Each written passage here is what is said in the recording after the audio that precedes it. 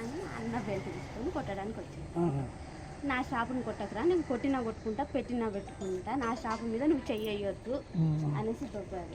దొబ్బినా కూడా ఆగలేదు అన్న, మనోజ్ అని ఆగలేదు. దానివల్ల ప్రసాద్ దెబ్బ కొట్టిండు. అన్న సార్ ఏంటంటే కొట్టొద్దు నా షాపు, నేను భయం పెట్టుకుంటా, కొట్టకురా అన్నాడు.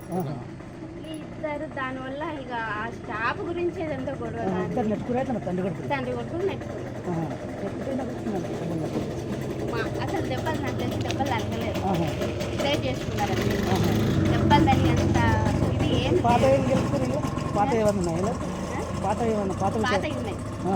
అది ఇది ఒకటేసారి అన్నదమ్ములకు మంచి బద్దలు ఉన్నాయి. ఏమన్నా మౌనిక మేడం చేసుకోవడం ఇష్టం ఫస్ట్ నుండి వాళ్ళకి ఇష్టం లేదు. దానివల్ల కొంచెం వాళ్ళు ఫస్ట్ నుండి డిస్టర్బెన్స్ ఆ విషయం మీద.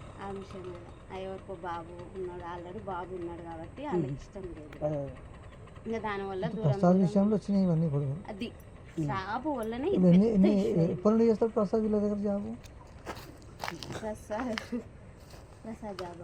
వాడు 6 సంవత్సరాలు 4 సంవత్సరాలు ఇక్కడ హైదరాబాద్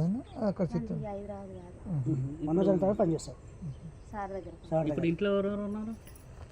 మనోజ్ అన్నుండు, మౌనిక ముందు, అమ్ముండు, ముగ్గురు. సార్ లేడా? మార్నింగ్ మేడం వచ్చి ప్రసన్న మేడం వచ్చింది కదా,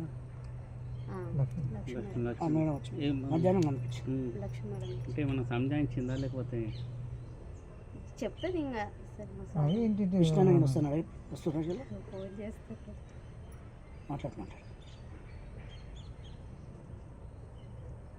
అన్న నా ఫోన్ అందరి ఫోన్ హ్యాండ్ ఓవర్ చేసుకున్నాడు, కానీ నా మీద నమ్మకం ఎక్కువ. నా ఫోన్ ఒక్కటే హ్యాండ్ ఓవర్ చేసుకున్నాడు.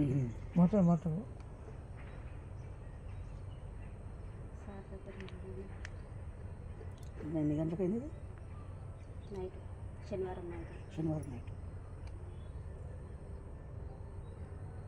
అంతేనా? ఇక్కడ ఇంకా